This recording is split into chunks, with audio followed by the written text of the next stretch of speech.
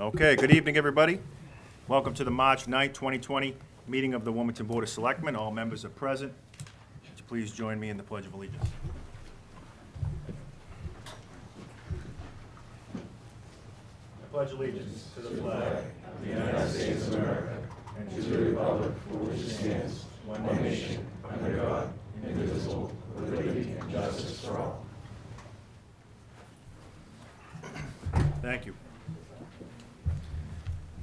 We have transmitting of Treasury warrants 35, 35A, 36, and 36A. Is there a motion? So moved. Thank you. Is there a second? Second. Motion's been made and second. All those in favor? It is unanimous. We have the approval of two sets of minutes, first from January 14th, 2019, and February 24th of 2020. We'll take them up individually. First, January 14th. I didn't get the, The 24th were delayed, they were not in their packet. Okay, we're going to delay on those, but we will vote on the 14th. So January the 14th of 2019, those of us who were here.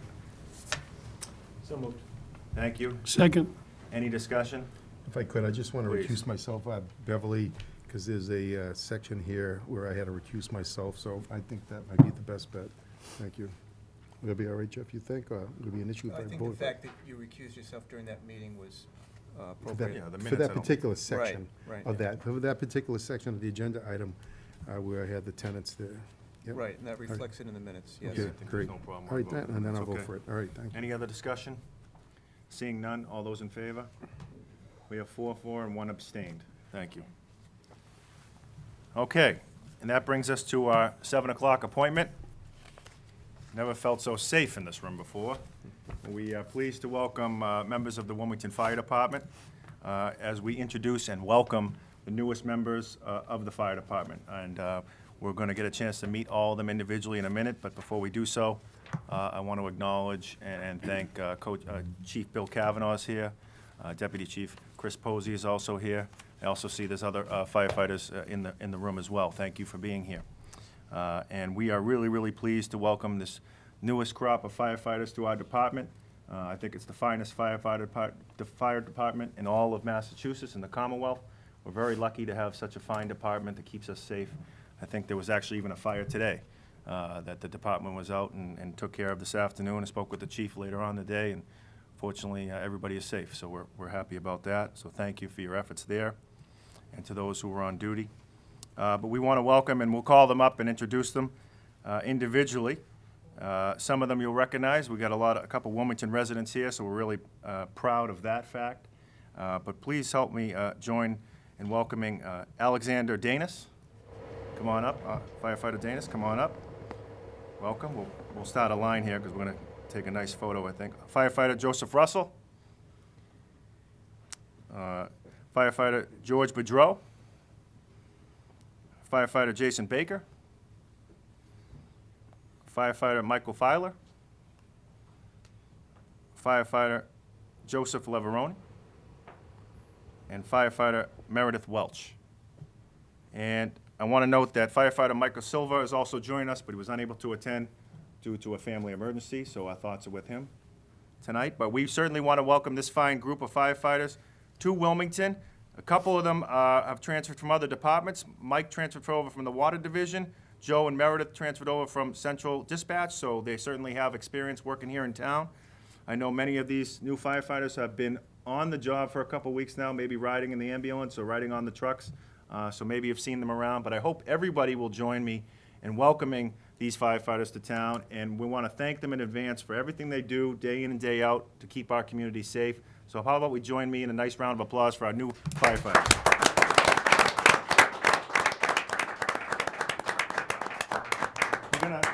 We'll take a quick picture so you can sit back down. I know the chief probably wants to say a few nice things. So, Chief? So these You guys want to get young men and women, I'll sit over here so you can hear me. These young men and women represent the departure of firefighter Hedison to FDNY. The other 7 are your Safer Grant firefighters. So this is the culmination of that. They're actually all Wilmington residents, sir. And I'm very happy to to have a bunch of guys and girls who grew up in the town and see them giving back to the community. Even better, even better. Thank you so much. This is the guy, we want to look at this guy over here first. And then Beverly. We got a few people we gotta look. Jeff, get in the phone. You may have to go out the door. You guys all right, Jeff? Yeah, we got the tower down there. All right, on three. 1, 2, 3. Great.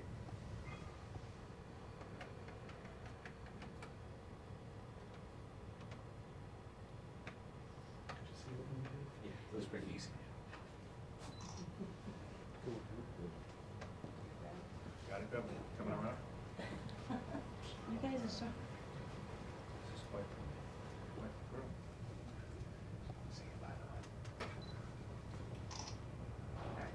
Great. Thank you guys so much. Appreciate it. Thanks for coming in. Best of luck to you guys. Thank you. Thanks so much.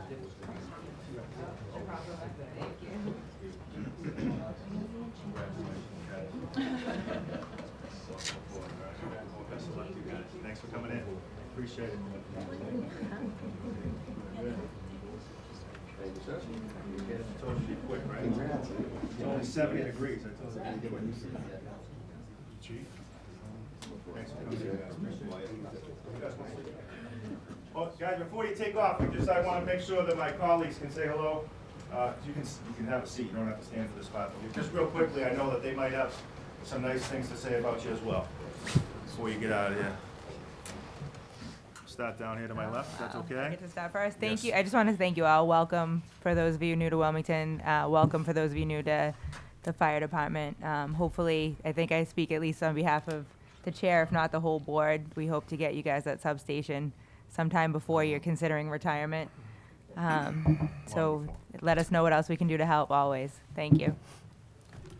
Yeah, again, I know that your department certainly has a lot of experience, and they've been dealing with an increasing workload. So I know that your presence is very much appreciated by your colleagues, and you have a lot of people that certainly will have the ability to teach you and serve as mentors for you. So best of luck to all of you. Thank you for your service to the town. We very much appreciate it. Gentlemen? Yeah, no, thank you, Mr. Chairman. I just want to welcome you all aboard here to the town of Wilmington. I know you have an outstanding Fire Chief Kavanaugh, an outstanding Deputy Chief, Mr. Posey, and I just want to say you folks are on the front lines. You're in the trenches, and that means a lot. And it's not a day that goes by that people in the town don't thank you. And I know the chief and the fire chief would grab a hose to be right with you, but you guys are now the new breed here, and I want to wish you all the best for the nice young men and women. I wish you all the best, and be safe. Just want to echo my colleagues' comments and wish you all well, welcome you to your new positions. Thank you for your service. Looking forward to seeing you out and about. I know that the fire department does a lot of extra activities other than just what you do inside that firehouse and fighting fires and responding to emergencies. So I'm looking forward to seeing you out and about and seeing the residents of Wilmington. But thank you so much for your service and what you're going to be doing for us and what you've done for us so far. Thank you. And Mr. Hall, just we a- have a Friday swearing in. Sure, just a couple of quick comments. I know you're all in various stages of the academy, so best of luck in completing that process. And as I understand, you have also been working on the ambulance kind of on a standby basis. So we welcome you here. And Chief, the swearing-in ceremony, what is the time again? 11th at 9 at the firehouse. Everyone's welcome. In the training room downstairs. Thank you. So this Wednesday, and then also this Friday, there's another swearing in as well. Yes, we have the chief himself. Swearing in ceremony for the chief at 9. At 2, I'm sorry, 2 2 o'clock o'clock. here at the town hall. Yes, sir. And I'll be there for that. I'm looking forward to it. And if you ever need a good Chief Kavanaugh story, I grew up with him, so come by and see me, okay? But, yeah, there are. But we wish you well. Please be safe and welcome, okay? Thanks so much for being here. Yeah. One quick thing. Hey, I'm going to be retiring in a couple of meetings, and I'm telling you, as I said out in the parking lot, I'm challenging to a chili cook-off, because I can make a pretty good, nice chili, all right? So I'm there anytime. All right. Thank you so much for being here, guys. Good night.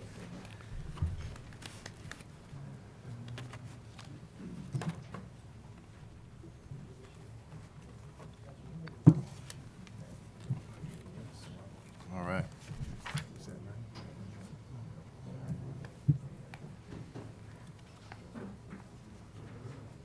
All right, our next appointment is with Mr. Michael Murphy regarding an update of the organ donations. Mr. Murphy, please come forward. Thank you. Thanks for being here. Thank you for having me. I can't believe it's already been a year since you've been back. I was just going crazy. Time flies. So, Mr. Murphy, please, when you're comfortable, let us know why you're here again this year. Okay. I came here tonight to thank all of you for your kindness and caring for allowing us, the New England Donor Services, the opportunity to display the donate, although some people would like to say donor, but donate like flag out at the pole. The flag reminds citizens that they can help those in need of organ transplants or tissue transplants to save the lives of some and improve the quality of other people. As a long-term resident of Wilmington, I am proud of the help and the assistance and courtesy that the town selectmen have shown and the town manager.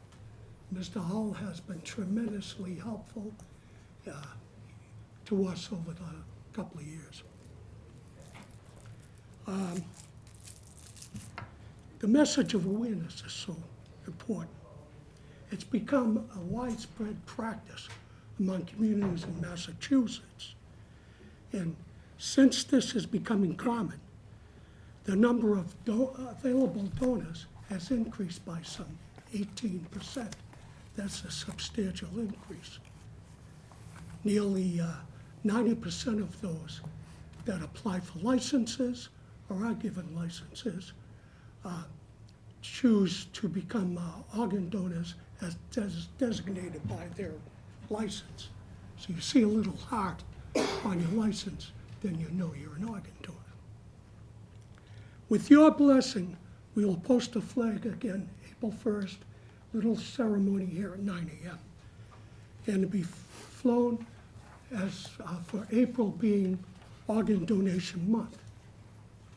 I would also like permission to set up again this year an informational table inside the entrance. And if you have any questions, I'm here to answer them for you. Thank you. Great. Thank you so much for being here. And if there aren't any objections, we'd like to maybe hear some comments, but I'd also like to take the agenda out of order and perhaps vote on number 13, which is on our agenda, which is a board to consider the request to fly the Donate for Life flag here at Town Hall in recognition of April being National Organ Donor Month. So without objection, perhaps we could take that out of order. That sounds good. Thank you. Chair. In fact, would anybody like to make a motion? I'll make a motion that we fly the flag over Town Hall. Great. Is there a second? Second. Motion's been made and seconded. Is there any discussion? Seeing none, all those in favor? That is unanimous. Thank you. And to my colleagues, anybody would like to add comment? Sure, I'll go first. Mr. Eden. With your permission. Thank you, Mr. Murphy, for being here. I know it's been several years now. I think you're raising awareness to a very good cause and one that doesn't get a lot of attention sometimes, but I do appreciate your diligence and your advocacy on behalf of folks that do need it when they least expect it. So thank you very much, and keep up the good work. Thank you. Mrs. O'Mahony? Mr. Murphy, I have to say, I have the little red heart on my license. It used to be a sticker. I remember when I got my license at 16 and a half, having the conversation with my parents and signing up, and I've been one ever since. And I think it's honorable. I think it's amazing. I think it's such an act of love for families who have to make that difficult decision. I have friends who have been recipients, so I know how difficult it is to also go through the process of realizing someone may have had to lose their life to save a life. So I think there's a lot of unbelievable work involved in what you're doing. So I appreciate you coming out and making that and making our residents aware. And I would also like to offer, given that April is Organ Donation Month, and given that the We're One Wilmington final road race ever is April 26th, Sunday, April 26th, if you have materials or you want to set up a table, I think I can speak on behalf of that board as well, that you're more than welcome. And anything else that the town can do to support your cause, let us know. I certainly will. I appreciate that. Thank you. Oh, this is, by the way, it's not just deceased donors. The actual number of living donors has increased too. That's a surprise. That's great. Yeah, Mr. President, thank you so much for your activism and what you're doing to make people aware of organ donors. You know, the work you do is tremendous. That 18% increase is outstanding. So if there's, as my two colleagues said, if there's anything that we can do other than to sign up as organ donors, let us know, because I am an advocate for that. Thank you. Mr. McCoy? Yeah, thank you, Mr. Chairman. Mr. Murphy, I appreciate you being here tonight, and I know you've been at this for some period of a time, and just want to say thank you for everything you do. You're making everybody aware of organ donations, and I think it's fantastic that Selectwoman O'Mahony is one of those individuals, and it says a lot. And it just means a lot to a lot of folks, and you're making everybody aware of it, and it just goes to show the kind of a character that you as a human being to do that. And it means a lot, and I want to say thank you. Thank you. Yes, thank you very much, Mr. Murphy. Really appreciate you being here and bringing awareness, and we look forward to having you back hopefully next year, and we wish you well this year. And I should add that I too have that sticker on my license. I don't get carded as much as my colleagues do these days, but it is on there, so we appreciate you, and thanks again for being here. Most certainly. Thank you. Thank you for being here. Thank you. And so, once again, we'll just point out that the date for the flag ceremony, in case folks want to attend, is April 1st, 9 a.m., right here at Town Hall. Thank you again. Take care. Okay. Next up, we had scheduled an appointment with our Town Council, Jonathan Silverstein, but that has been postponed. I'll turn to the manager just to give us a brief reason why that's postponed, and we'll move on with the agenda. Yes, as you will recall, part of the discussion with Princeton Property involves development of a development agreement which spells out the terms and conditions of the arrangement that would be established between the town and Princeton Properties in conjunction with the submission of a LIP application. The development agreement is largely complete. Both parties have come to substantial agreement, but it wasn't finalized in time for this evening's meeting. We thought it would be when the agenda was posted, but as a consequence, the meeting is being, this particular topic is being postponed, and the expectation would be that it would come before the board on the 23rd of March, and then certainly between now and then, we expect to have the development agreement finalized, and we will get copies to the board in advance of the meeting. Thank you, and thanks to the friends in the media who helped us try to get the word out as quickly as we could. We made that decision probably right around 2:30-ish this afternoon, and thanks to our friends in the media, they were able to spread that throughout the World Wide Web as quickly as they could, so thank you for that. Okay. A little ahead of schedule, but without objection, we'll move to our final appointment, which is the discussion regarding the proposed town meeting warrant. And so, Mr. Hull has provided us with a copy. The warrant is as presented at the last meeting with one exception, and I would note that one of the things that was brought to my attention between the last meeting and the current meeting, Mike Woods, our Public Works Director, noted that we have on the Nassau Ave water tank a lease arrangement with AT&T for an antenna, and the lease is set to expire at the end of June. And we had talked some time ago about the prospect of issuing another lease to authorize a vendor to place an antenna on what would now be the new tank at Nassau, but that did not get incorporated into the article. So I'll just, for the record, read into the meeting minutes the new article, which is Article 53, to see if the town will vote to authorize the town manager in cooperation with the Water and Sewer Commission to lease all or a portion of the below-referenced property, currently the site of the so-called Nassau Avenue Water Tower, and currently used jointly for water supply purposes and telecommunication leasing, to one or more telecommunication companies for the location of telecommunication facilities thereon, and to grant such easements upon said land as are necessary for utility services in support of such use.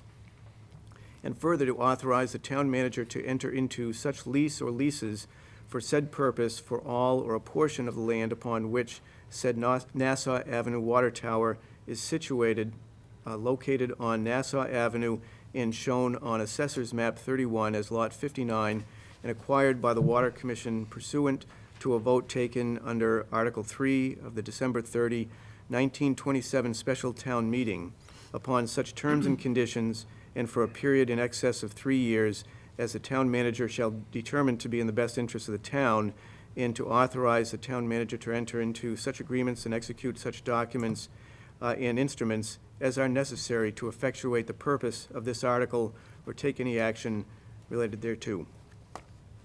Otherwise, the warrant is as presented at the last meeting. Okay, thank you very much. Are there any comments?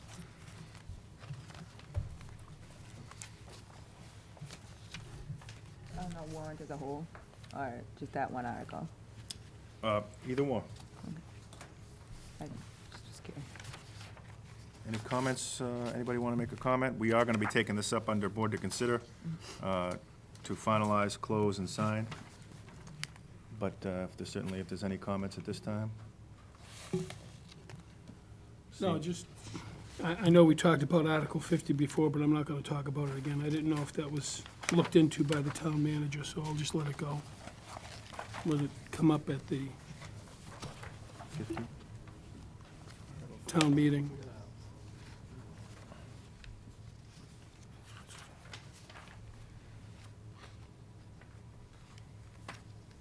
you have something on that one?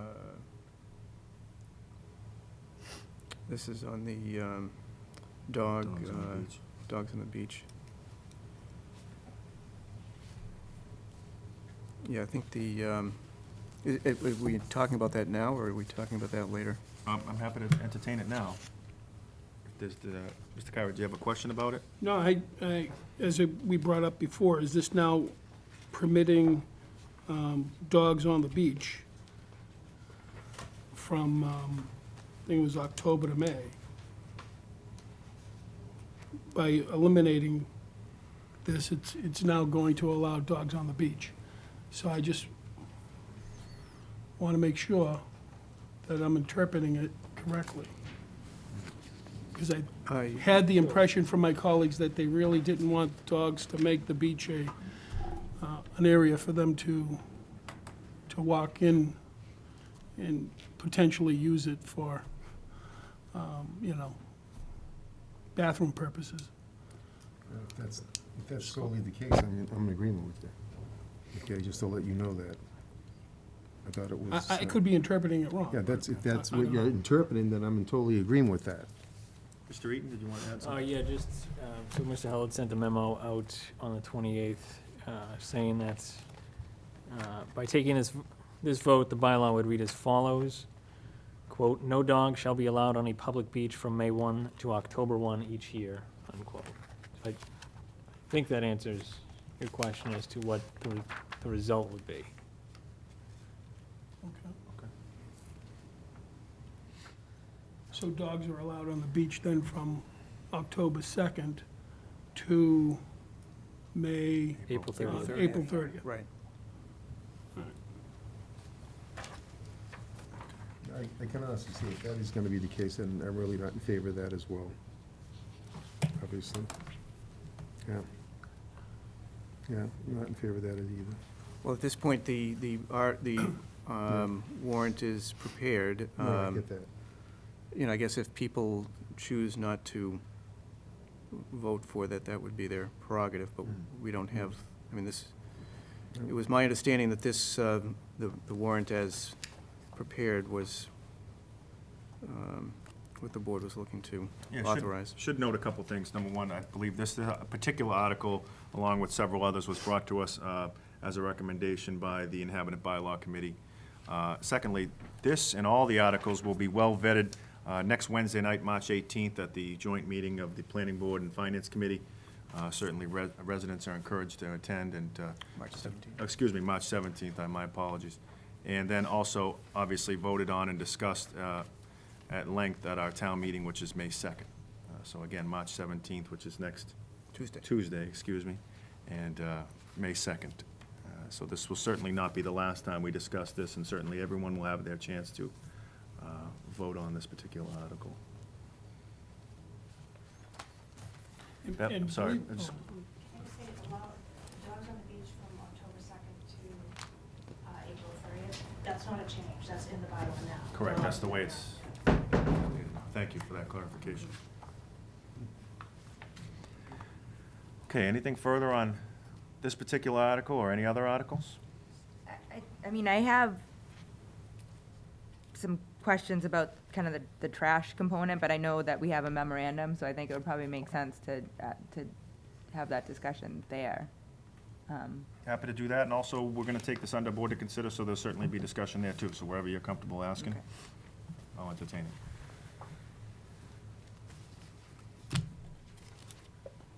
Okay, if there aren't any other questions or comments at this particular point, we will get another chance at this later on in the meeting.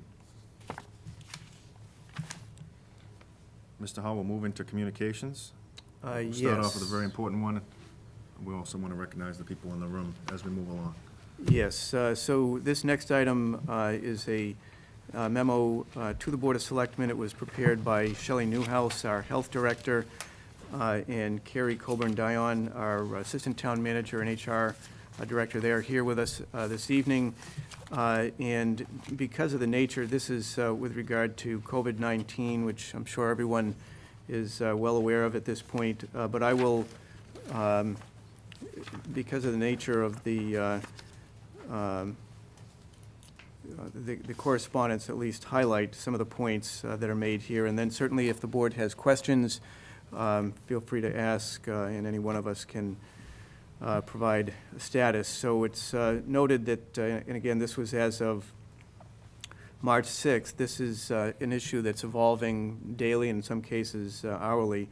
Total confirmed cases of COVID-19 were 1. I think that number may have changed at this point. Total presumptive positive cases, 7. Total individuals subject to quarantine, 719. Total individuals who have completed monitoring, no longer in quarantine, 470. Total individuals currently undergoing monitoring under quarantine, 249. In Massachusetts, too, we should mention. Yes. Not in Wilmington. Right, Massachusetts. that's right. That's not in Wilmington, so that's a good point. Some of the points that are made here deal with, is it safe to fly internationally? The point made here is the Center for Disease Control recommends everyone avoid all non-essential travel to level 3 countries, currently China, Iran, Italy, and South Korea, and that older individuals and those with chronic health conditions avoid non-essential travel to level 2 countries, currently Japan. Should public events be canceled? And we've had a number of discussions about this. Clearly, at this point in time, Wilmington is still a low-risk community, and there's no basis at this point in time to be closing or canceling public events, public gatherings. Obviously, this is something that we continue to monitor.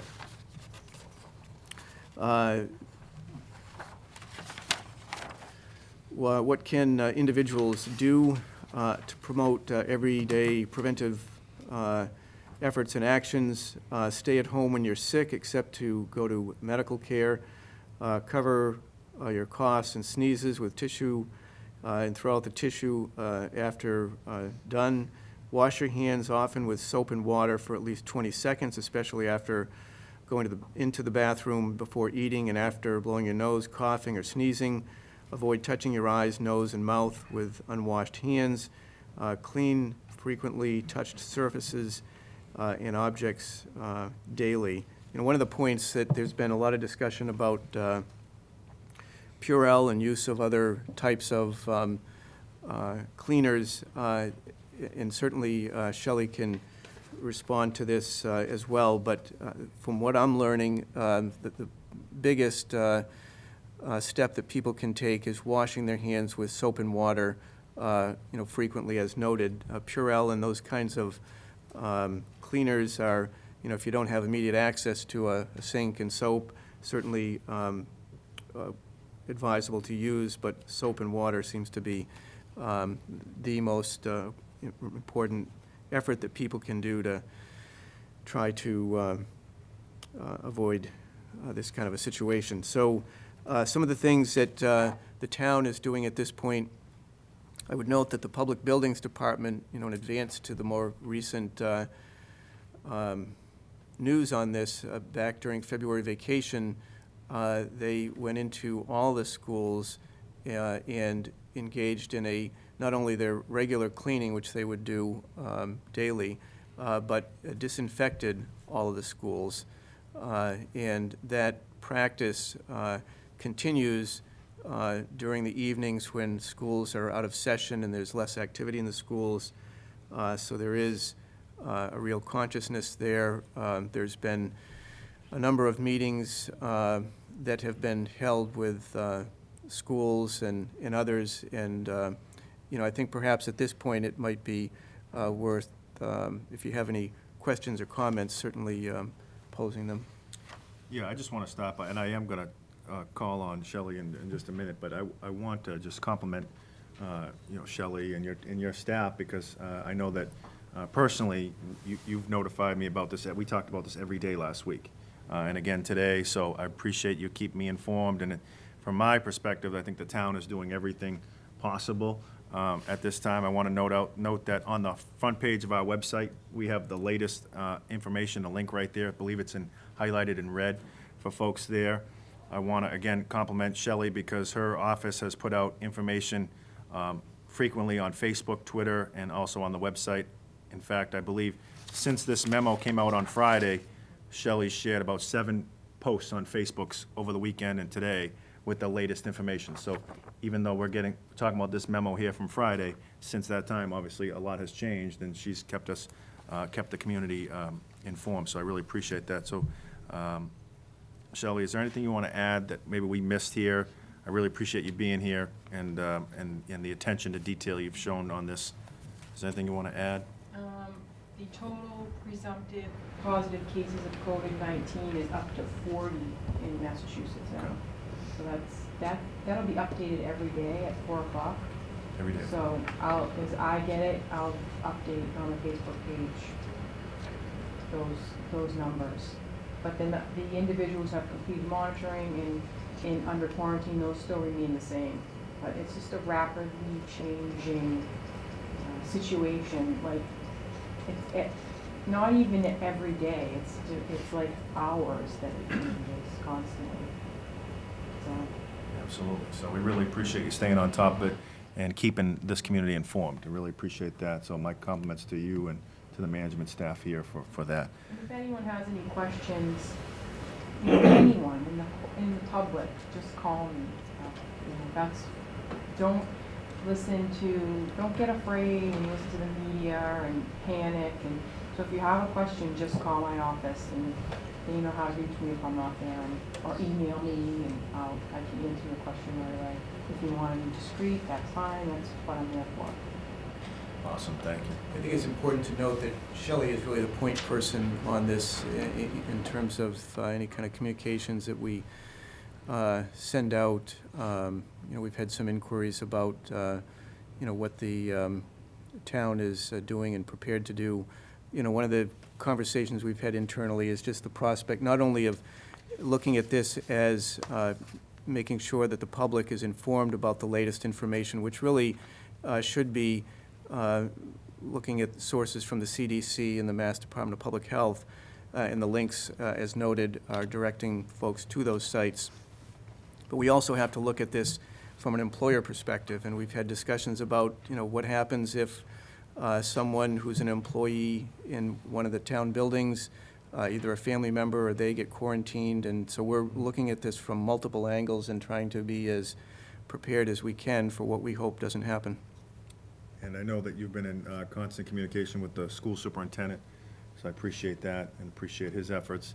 I should also add that we've taken measures to help take a deep clean here at Town Hall and the Senior Center and the library, and I know George Hooper and his staff are really staying on top of that, as well as the schools. So not just our schools, which are, of the utmost importance, but also our other public buildings are being addressed and monitored as well, so we appreciate that.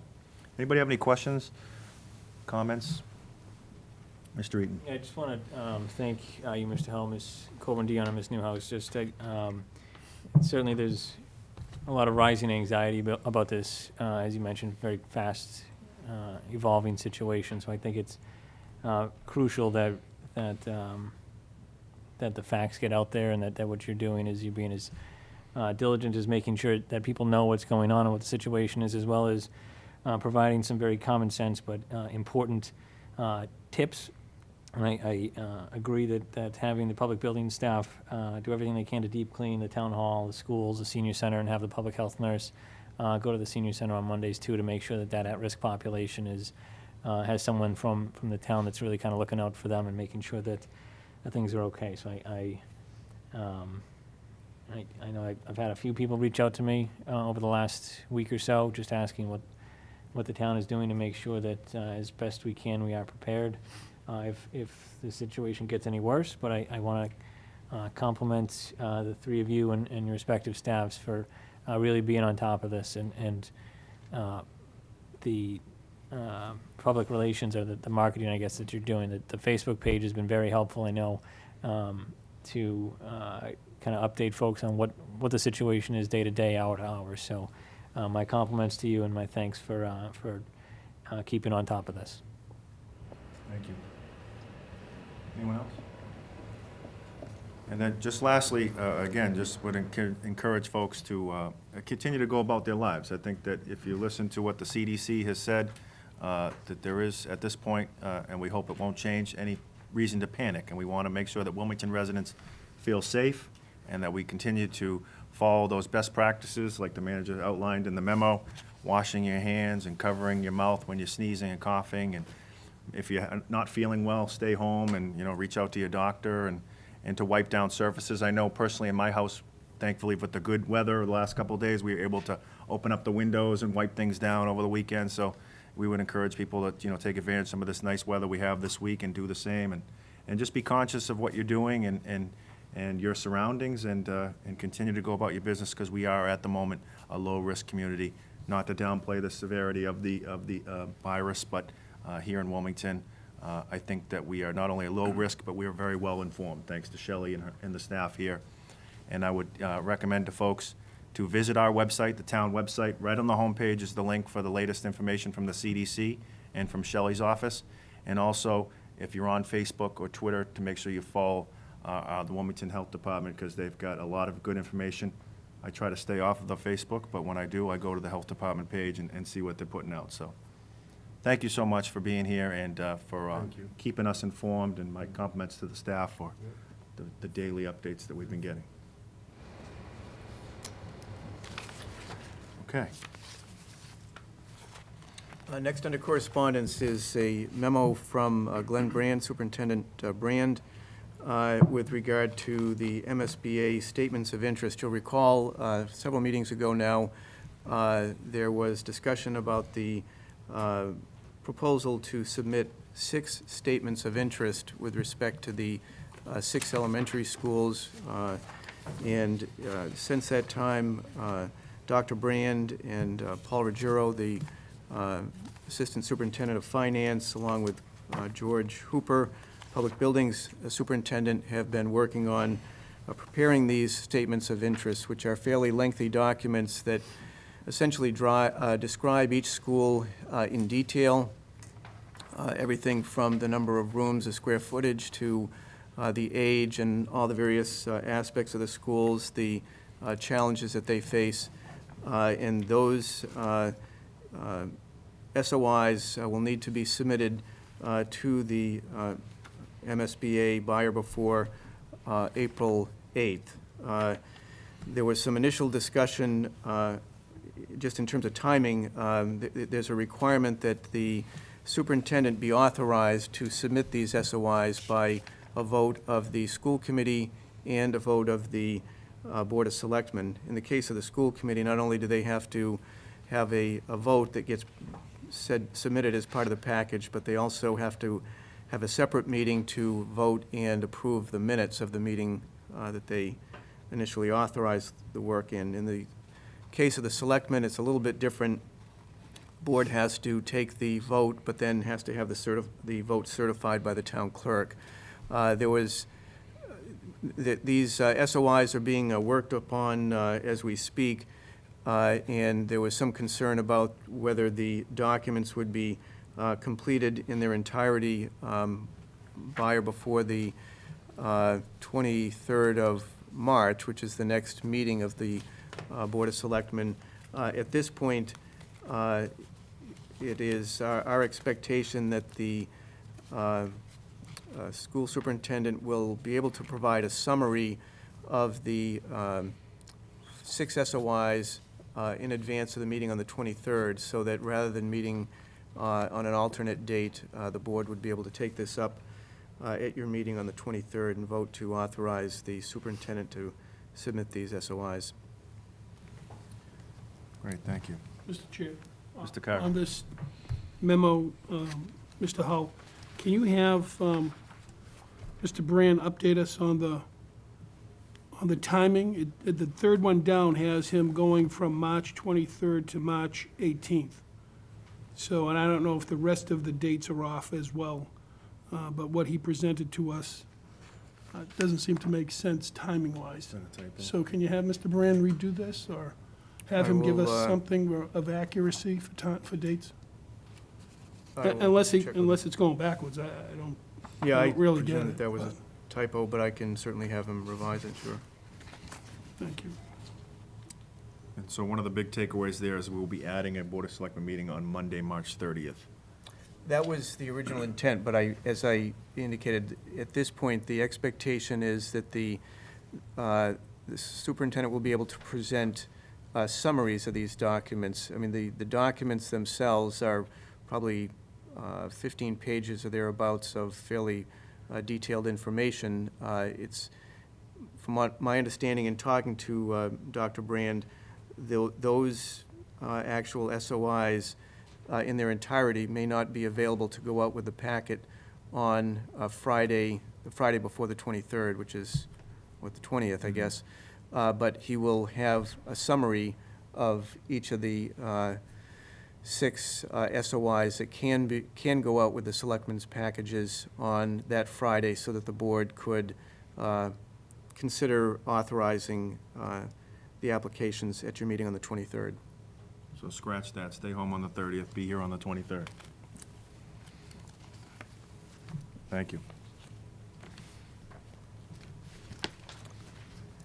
Next is correspondence from Mike Woods, the Public Works Director, and this is with regard to the proposed solid waste contract. As you recall, back last year, Russell Disposal, which is our current vendor for collection of trash and recycling, had indicated that based upon the change in environment, so to speak, with regard to recycling and the increased cost for disposal of recycling, they were not going to be able to continue operating through discussions that Mike and I had with the representative from Russell. It was agreed that they would continue on in their capacity as the collection agent with the expectation that the cost for the recycling, which, as you know, has increased and seems right now to be hovering around $100 a ton, that the town assume that cost, which we have now for the last many months, with the expectation that they would continue to provide the service through the end of June. So in the interim, last October, the Public Works Department issued a request for proposal. It was posted in the various publications for collection of recycling and trash. And as a consequence, after there were 4 proposals that were received, Casella being the one that offered the lowest price. They certainly provide similar services to a number of communities. According to their packet, they service over 400 communities in the Northeast and a number of communities in our area, including Stoneham, Brookline, Hamilton. They do the recycling in Worcester, Wenham, Sterling, and a few other communities. So the plan is that, subject to town meeting approval, the award would be made to Casella for a 5-year contract. And as Mr. Woods describes here in the memo, it lays out the costs. You'll note that the cost for the recycling is based upon essentially an average of $120 a ton. That's really just an estimate at this point because that number fluctuates weekly. Sometimes it's in the upper 90s. It's gotten as high as 105. But being conservative, we're estimating it could go as high as $120. And so the other point that I would note is that with the exception of the contractor, the other elements of the program will remain unchanged. There'll still be an opportunity for bulky items to be collected, 1 item per week, no charge. The difference being that the homeowner would contact Casella instead of Russell or the DPW. White goods, CRTs, TVs, computer monitors. Again, we would continue to offer the same service where they can be picked up through getting a sticker at the town hall. The cost would remain the same, $10 per item. They will also continue to do the leaf collection as we have currently contracted with our existing collection agent. Great. And my first question when we talked about this was, do I need to get a new barrel? And the answer is no. So I'm No. pleased to announce that we will be keeping the same barrels that we have, so that's a good thing, too. That's right. I have a couple questions. Please. If I may, Mr. Sure, Chair. please. Thank you, Mr. Woods, for this information. Thank you, Mr. Hull, for getting this from Mr. Woods for us. As Mr. Hull knows, last summer, I think, I asked to meet with him and Mr. Woods to try to kind of wrap my head around trash, because clearly it's not something that you think about. You put it out at the curb, it gets picked up, and it disappears, is hopefully most citizens' experience. So that was kind of one of the very first learning curves I had on this board is learning about trash and recycling and the contracts around it and kind of what's been going on to have the expense increase so significantly. So some of the questions I'm asking, I think, were already addressed when Mr. Woods presented to the Finance Committee, but I don't know if everyone has watched that. And I think they're questions that most people are probably going to want to know more about, either by the March 17th meeting or by town meeting. When I'm looking at these numbers, I have a couple concerns in that we have a 5-year contract where it's showing recycling is staying the same amount. And I think from the experience we've just had with Russell, we can't really count on that. So I guess I would want to know more information about how are we safeguarding against getting ourselves into a similar situation. We had a 10-year contract that they basically were able to get out of at 5 years due to a significant increase in the cost of recycling. And now we're looking at a 5-year contract where the projected amounts for the recycling are staying the same from year 1 to year 5. And kind of given the uncertainty of what we're dealing with. I just want to make sure we're not getting ourselves locked into a 5-year situation that they're going to be coming back to us and saying they need more over that time. So I don't want to put you on the spot tonight, Mr. Hull, but I just wanted to put that out there as a concern that I have, that I want to have further discussion about as we're considering that article.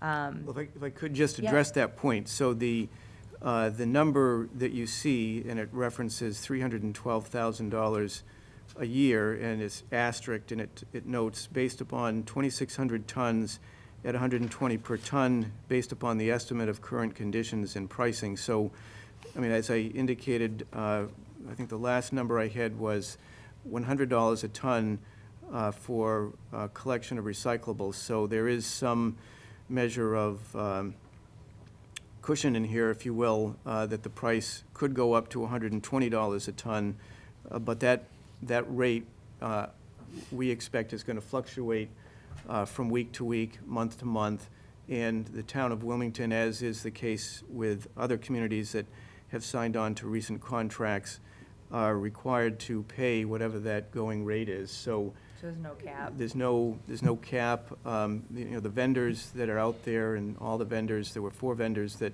submitted proposals. This is the new reality that we have to deal with, that we cannot, if we're going to have the material collected, we can't cap it. They're not willing to take the risk. Okay, because it is so uncertain. That's right. The second question I kind of had, and I, again, raised this last summer, is Russell Disposal. We've now, in effect, we're terminating our contract 5 years early, but we're still being expected to pay the remainder of the balance for the barrels that were purchased for the town of $105,000 a year for 5 more years. It says as of July 1st, residents would contact Casella to order barrels. So my question is, are they going to have to pay, is there a cost involved with Casella's barrels from July 1st forward, even though we're paying Russell for 5 more years of barrels, or how is that going to work? Because I'm not super comfortable with the idea that we just let them get out of a five additional years of a contract, and we're still going to pay every cent we promised to pay, and they're just walking away. Justifiably, I understand the business expense of the recycling was unexpected. That, when we entered the contract, we were actually making money off of recycling, and then it changed so drastically. But I just can't wrap my head around if there's going to be any cost to either the resident or the town for Casella's barrels if we're still paying Russell for barrels for 5 more years. So when the contract was initiated back in 2015, Russell had to purchase barrels, recycling barrels, and trash barrels to equip all the households in Wilmington. So 7,800 households are there about for each.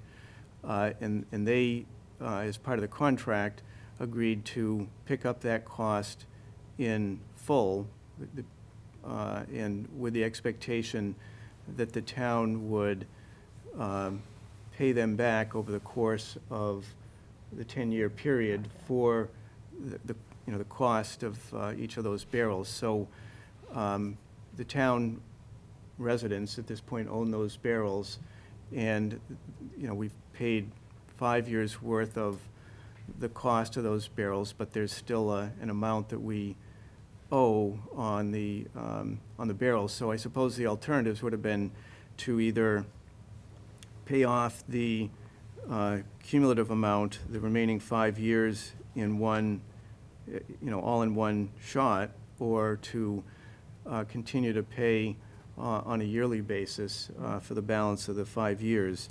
Could we have simply said we're not going to pay? I suppose that would have been an option. I suspect we would be, find ourselves in litigation over that point. So the thought was pay it off over time, which, from my perspective, I'd rather have the remaining 400,000 plus in the bank, so to speak, and be paying it on an incremental basis instead of all at once. And I should note that only we would contact after July 1 Casella for additional barrels, so the barrels you have. Right. So if you Well, wanted that to buy, was like kinda my a follow-up while back, we question. bought a additional recycling Does- barrel at I my mean, does household. Russell still have a stockpile of town of Wilmington barrels? I mean, were they anticipating 5 years of new residents that they were gonna be servicing when they signed the contract, that there's still barrels out there that we could be using instead? My concern is, the town's gonna be paying for barrels for 5 more years. I would assume that when Russell was ordering barrels 5 years ago for the town of Wilmington, they were probably anticipating new residents or new neighborhoods or things like that. And that was built into this cost. They're now getting out of this 5 years early. We're still paying the contracted amount for 10 years' worth of barrels. And we now have to go to Casella for Are we paying Casella for barrels as of July 1st? Would the residents be paying them? We're going to be paying the supplier of the barrels, so to the extent that there are new barrels required, which presumably there will be over the course of time, the order will be placed with the supplier by the town, so it will not So go the through town will have to Casella. pay. Yeah, so So- I think, I'm a little bit concerned with how that's working out. I feel like if we have to pay for 5 more years of barrels, then there should be some benefit to the town. I mean, we're gonna be double paying for new barrels basically for the next 5 years. No, because we have paid for, if we had 17,000 barrels that Casella had to purchase, that Russell had to purchase in 2015, there was a cost, I don't know that cost offhand, but whatever that cost was paid by Russell. So they fronted that cost so that we could supply all the residents with a recycling barrel and a trash barrel. Did they purchase additional barrels in the expectation that people would be looking for a second one and new residents would come in? They may have, but certainly in the last 5 years, I would expect that all those barrels have also been used. And since that time, the town has purchased other barrels to keep the supply going as new people. The town's already buying the barrel. It's not like we're going to Russell to furnish the barrels. We're already paying for additional, the $1 million basically from the original contract was that upfront initial barrel disbursement. It wasn't for ongoing 10 years coverage of barrels. It's my understanding that the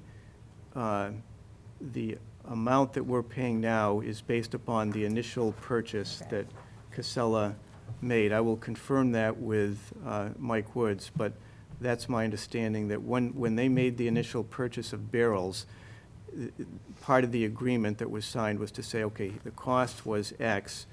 Now you, the town, have to pay that cost off, pay us back over the next 10 years for the outlay that we agreed for in the first year. I think if it's okay, I mean, if it's possible to get that information, I think I would like to know how much Russell actually paid for the barrels initially to make sure. I mean, I understand reimbursing them for cost, but I certainly wouldn't be I would welcome if they want to try to litigate profit at this point. I think we have a lot of things we could argue as a cost to the town in them terminating their contract early. I would want to make sure we're just reimbursing for cost and that there's no profit that Russell's going to be walking away with for the next 5 years of that barrel situation. I want Okay. to give Mr. Eaton a chance to chime in here.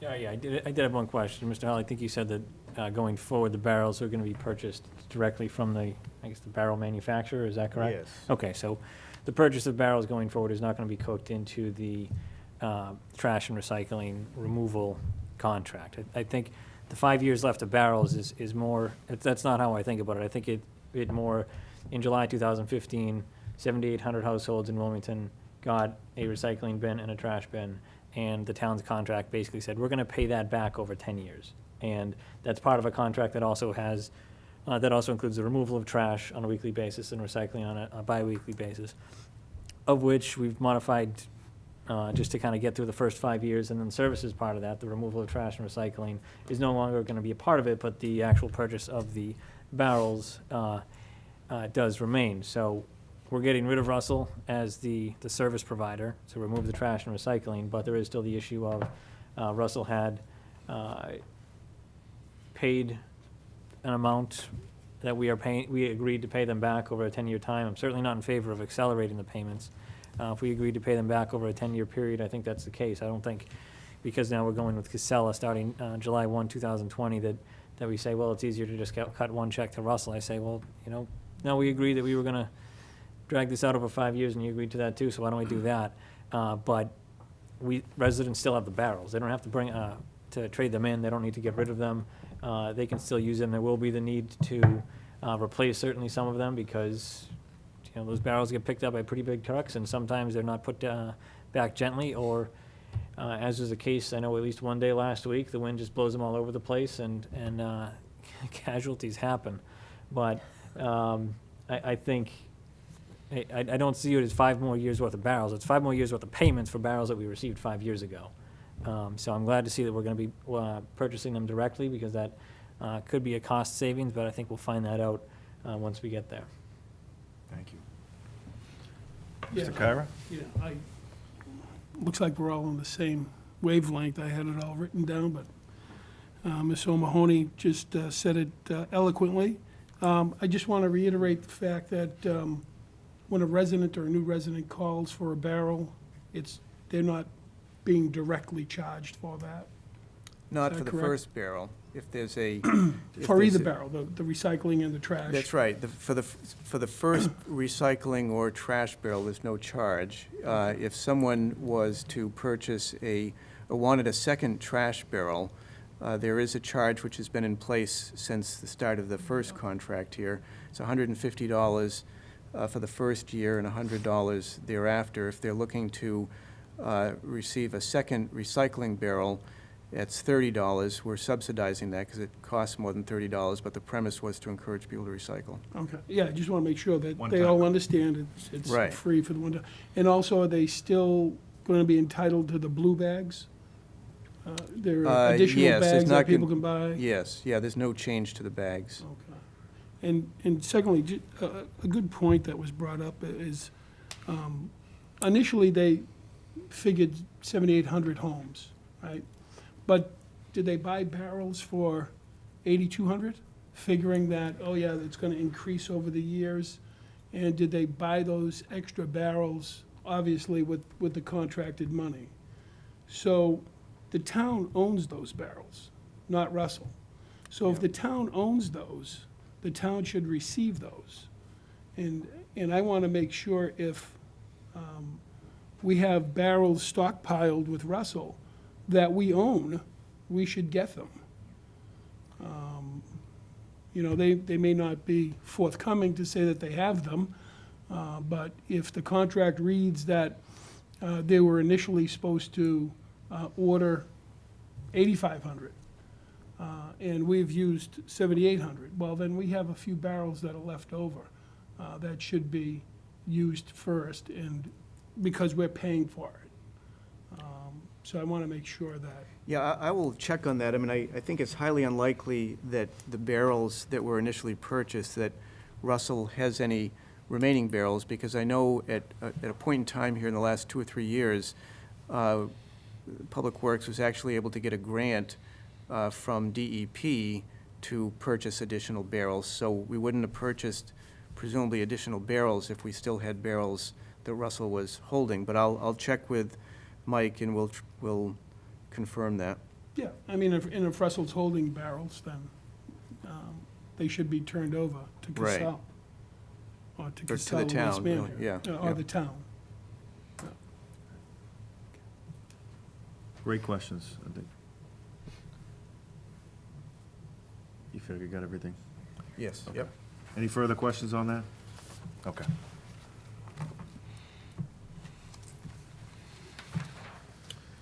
Next is correspondence from Chief Kavanaugh. This is with regard to a reimbursement that the town received from FEMA. Each time we have an event that, where there's a federal disaster declaration, the town mobilizes to itemize the various costs associated with those events. In this case, it was a snowstorm from March of 2018.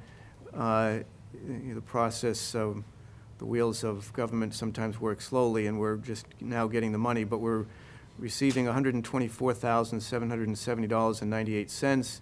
And this is really thanks to the efforts of both Chief Kavanaugh in terms of coordinating this, but also a number of other departments who have to itemize all their expenditures, everyone from DPW to fire, police.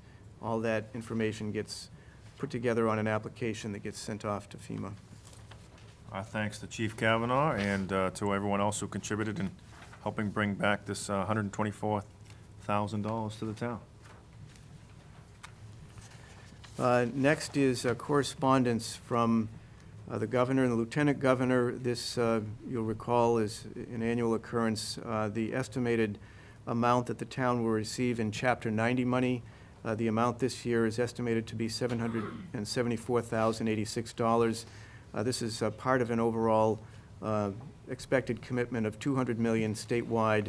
I would just note that this Chapter 90 money is the money that is used to complete all the work on streets and sidewalks, that the cost associated with the street work that is done, the paving upgrades and sidewalks does not come from the tax levy. It comes from the Chapter 90 funds we receive. Thank you. Yeah, just a point of clarification, that's the fund, when we kind of were talking about unaccepted ways, that's the money that would increase, hopefully, if we had more accepted roads in town. That's the calculation they use? That's right. Okay. They look at the number of miles of accepted roadways. So we want to beat that number next year? is Right, the goal? right.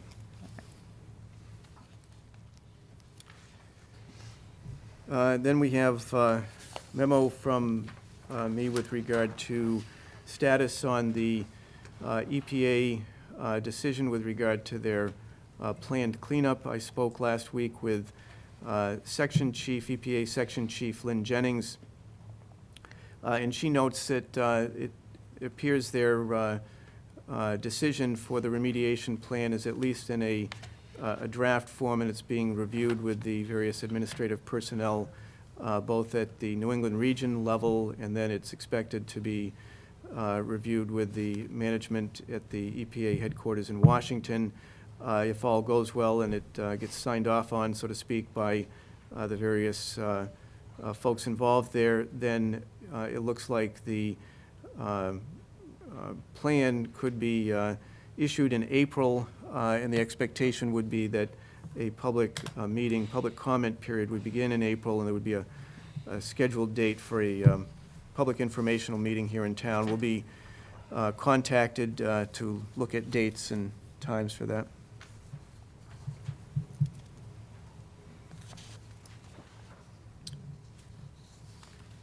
Okay. We'll move on to board to consider items. First, under board to consider is the closing and signing of the warrant.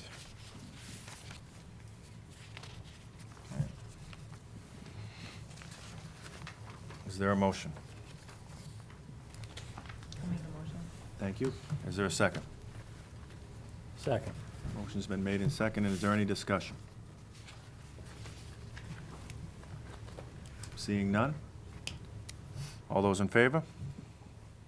It's unanimous. So I have 2 copies of the warrant for the board to sign. It may be easiest to just sign in the office after the meeting. Okay, sounds good.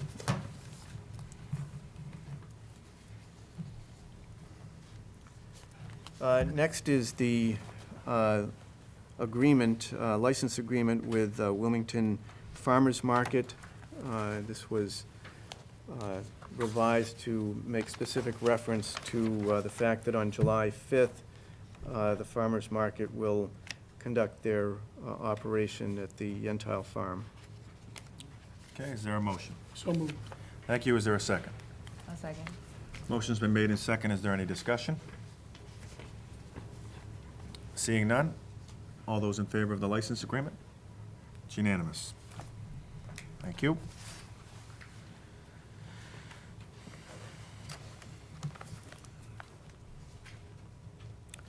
Board to consider an anonymous request to light the common blue for the month of April in observance of Autism Awareness.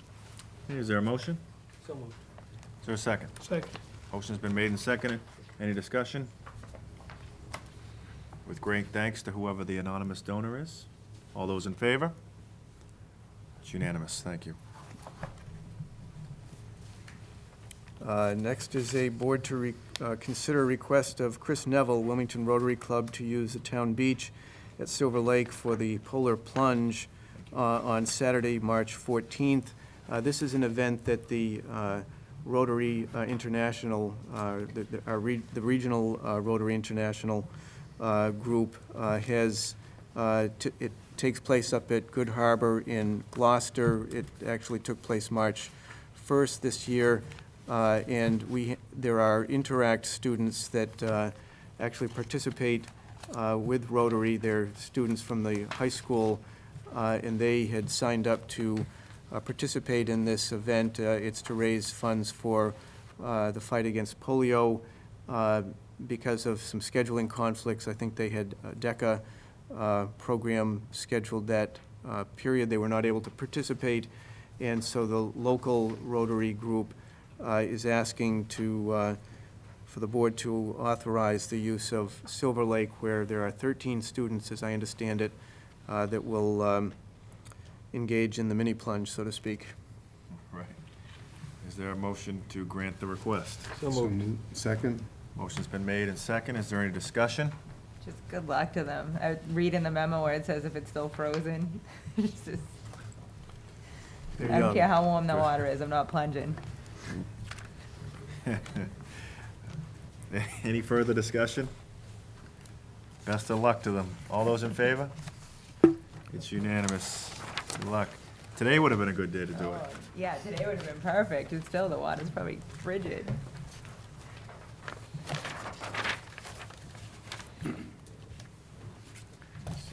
Yep.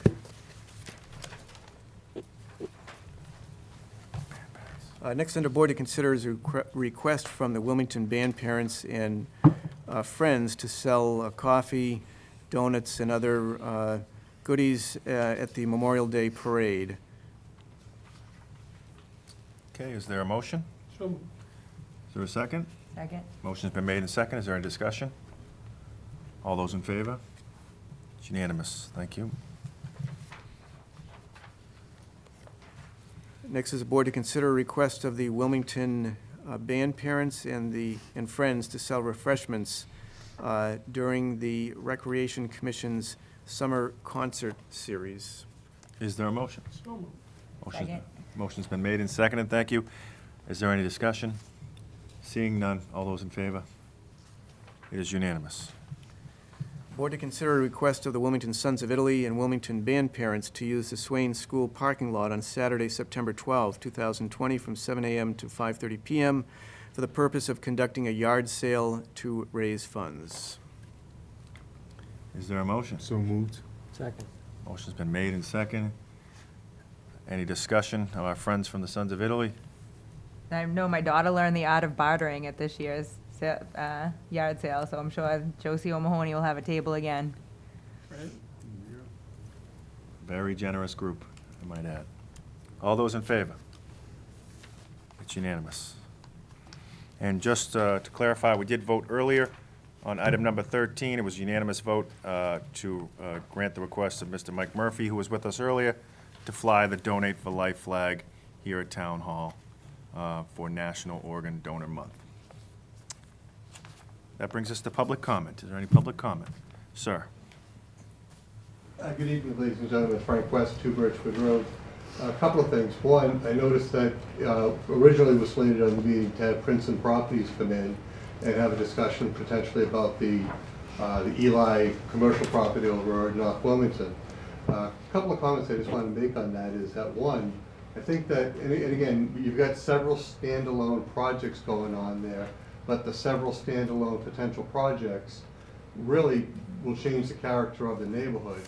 And what I mean by that is that you're looking at the Eli commercial property being potentially brought into 108-ish housing units with possibly some commercial storefronts. You're also looking at the Eli keeping a part of the commercial part of the property as an unknown future potential commercial property. You got the railroad platform that's coming through, and also the potential of, whatever is decided as far as the detox center. So the comment that I make is that I know that you're looking at each thing as a standalone thing, but on the same token, whatever we can do to kind of control whatever we can, that would be great. As far as, because that neighborhood, the street's only so wide, and you'd hate to see eventually that the combination of all these projects either puts a detriment on maybe possibly putting a light on Shady Lane Drive or something like that. And really, do we need that? I don't know.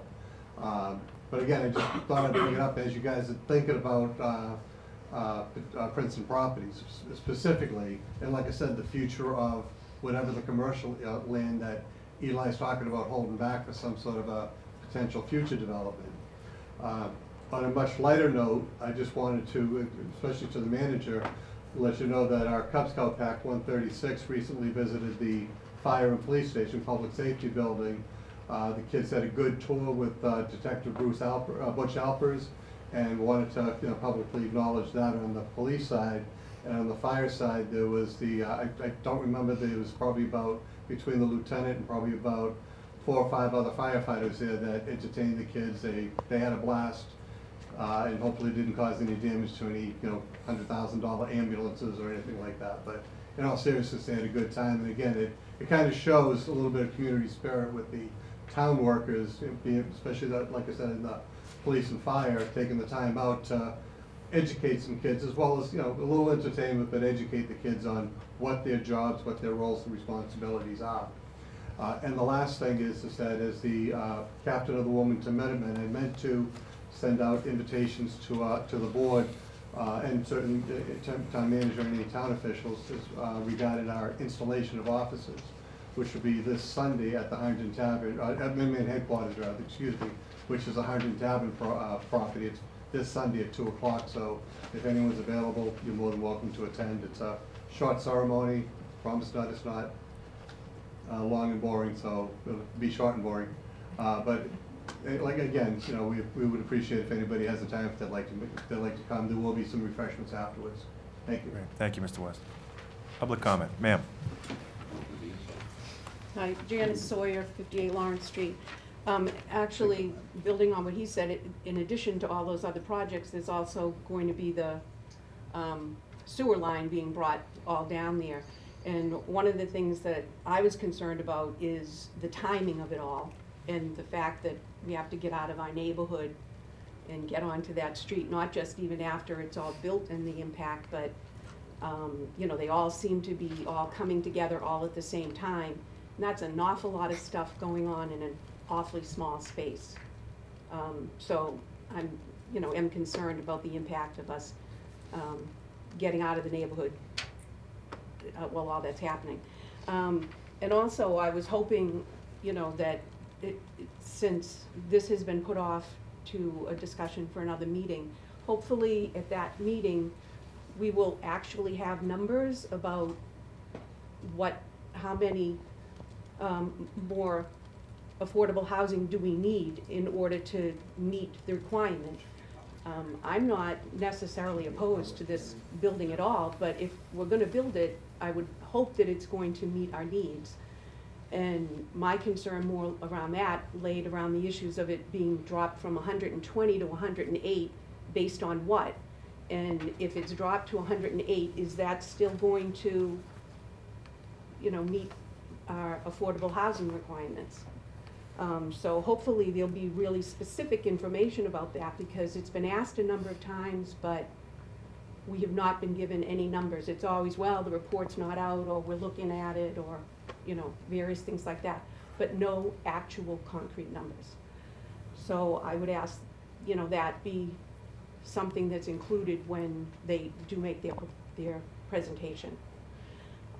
The other thing that I wanted to ask about specifically to Mr. Hull, I sent an email today to Mr. Hull, Ms. Gingrich, and the town clerk, asking for a copy of the draft proposal for tomorrow night's meeting, and was told that it hadn't been included in their packet and that it was still being worked on. Well, a draft proposal is by definition a draft. And it's going to be something else, you know, at the final. And my concern is that that is the essence of what the meeting, the public meeting tomorrow night is going to be about. The essence of it is that draft proposal. And how are we supposed to, it would be helpful to know what's in that draft proposal in order to know what we want to ask. And to make sure that we're asking everything we wanted to ask. I mean, you don't know what you don't know. And so I would very specifically like to ask Mr. Hull to make sure that I am sent a copy of that draft proposal.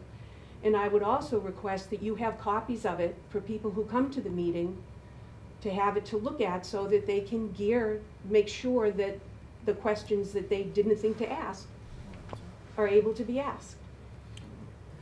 Thank you. I did see the email this afternoon at whatever time it was, 2 or 2:30. I did not have an opportunity to respond to it. To the extent that the draft is available, we can look to have copies. I haven't, I mean, I really can't say anything other than that we will be as responsive as we can tomorrow. Thank you. Thank you, ma'am. Representative Robinson. Thank you, Mr. Chair. Just wanted to dovetail in some information and made a point to come down and update you on 2 items. Well, 2 topics, road and then rail. This past week, and this kind of dovetails into what the governor is projecting for Chapter 90 revenues, there's going to be an upcoming debate. I was one of a small minority of Democrats that disagreed with a transportation revenue funding bill. But depending on how that goes in the governor's pretext on a promise to veto it if it came to his desk in the subsequent override, just for the board to be aware, I'll keep you abreast through Mr. Hall, but there might be major changes in what we expected for Chapter 90 funding coming up. Again, the governor seems fairly adamant, and I don't disagree with him, that the 5-cent per gallon tax on your everyday person isn't the greatest way to fund our need for upgrading infrastructure, but that is a conversation that's currently ongoing. And it's expected that the Senate's probably going to have their version of this debate and discussion shortly before the upcoming budget.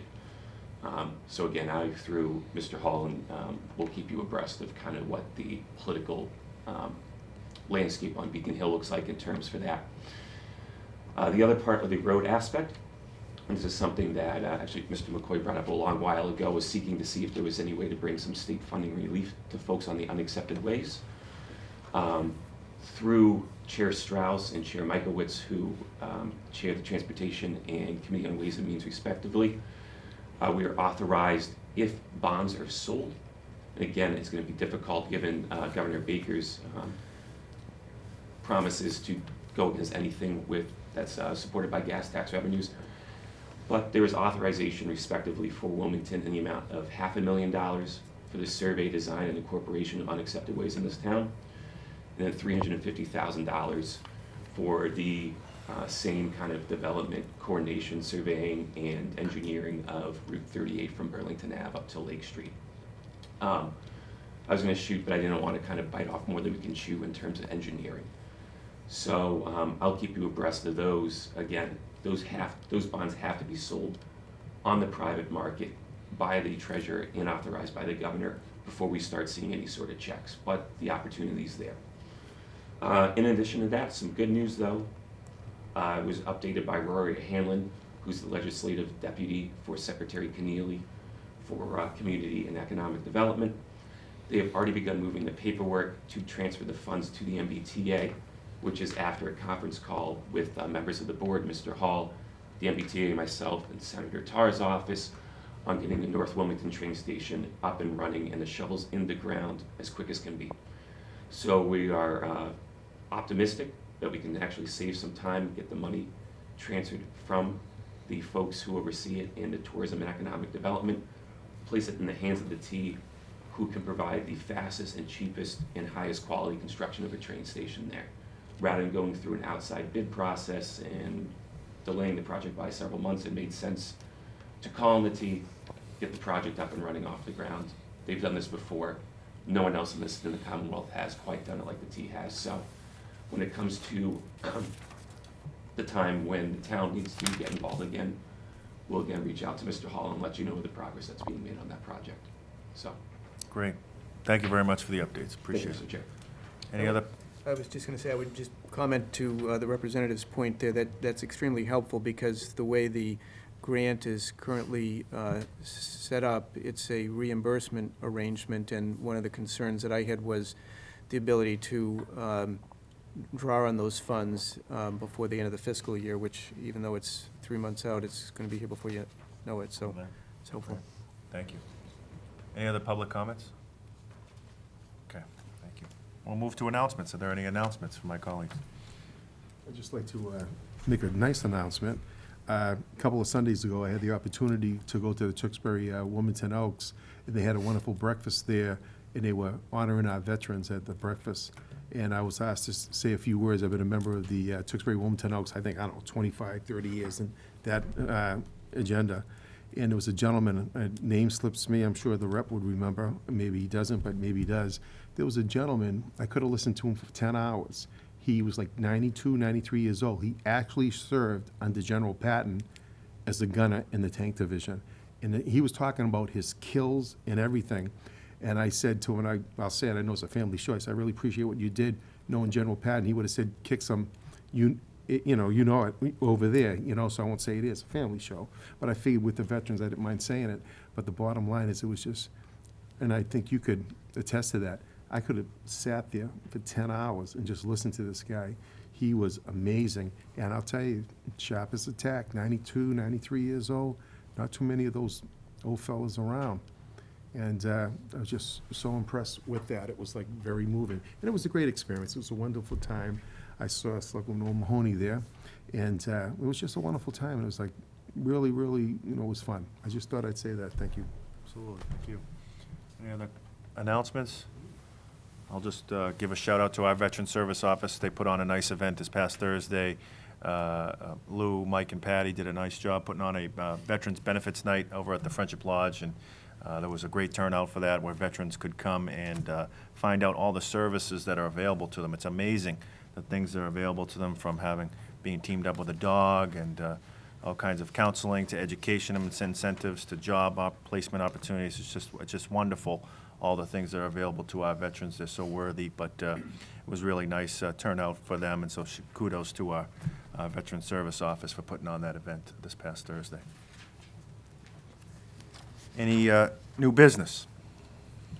I could tell, it's really not new business. I don't know, I had a memory lapse, I guess. Jeff, under the appointments of 710, 740, Jonathan Silverstein, Esquire, presentation or development agreement with the Princeton Properties. And I know you said that, I don't know if you can say it or you can tell us. I meant to ask you, what's the holdup? I thought we'd be talking to them tight, and I get it. And I guess, if you can't say it, then I respect it. Maybe I'm overstepping my bounds by asking it. Can you share with us what the holdup is, or you can't? If you can't, you can't. It's just that the development agreement, which you'll recall, was the document that specifically lays out the responsibilities of Princeton Property in the town. That's been something that's been in the works here, and before I can bring that back to the board for consideration, it needs to be finalized with both parties, and there are particular, it's probably 95% there, but there are just elements of it that still remain to be worked on. All right, well, thank you. And I should add that, this afternoon, we made the decision to postpone, trying to get a hold of Mr. Shaven. He was literally, I believe, in the air, flying, traveling, so we weren't able to. So that's when we made the decision that we ought to postpone and make sure we have all of our ducks in a row before we took it up. That makes sense, yeah. All right, thank you. Any other new business? Okay, seeing none, we'll go to important dates. The first is March 14th, the Community Health and Wellness Fair, Knights of Columbus, 9 a.m. to noon. March 17th, the Finance Committee Planning Board Joint Public Hearing relative to the warrant for the annual town meeting. That's here at the Town Hall Auditorium, 7 p.m. March 23rd is the next Board of Selectmen's meeting, 7 p.m., Town Hall. April 1, brush drop-off, Old Main Street, 8 a.m. to 2 p.m. Again, on April 4th, brush drop-off, Old Main Street, 9 a.m. to 4 p.m. April 4th, rabies clinic, Public Buildings Department, noon to 2. April 6th, last day to register to vote at the annual town elections and town meeting. Town clerk's office will be open from 8:30 a.m. to 8 p.m. April 8th, brush drop-off, Old Main Street, 8 a.m. to 2 p.m. And again, on April 11th, Old Main Street, 9 a.m. to 4 p.m. April 13th, another Board of Selectmen's meeting, room 9, 7 p.m. Brush drop-off, again, April 15th, Old Main Street, 8 a.m. to 2 p.m. On the 18th, 9 a.m. to 4 p.m. April 18th, the Little League Opening Day Parade.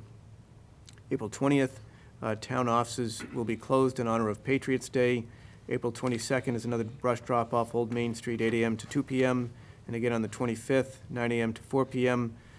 April 25th is the annual town election, polls open 8 a.m. to 8 p.m.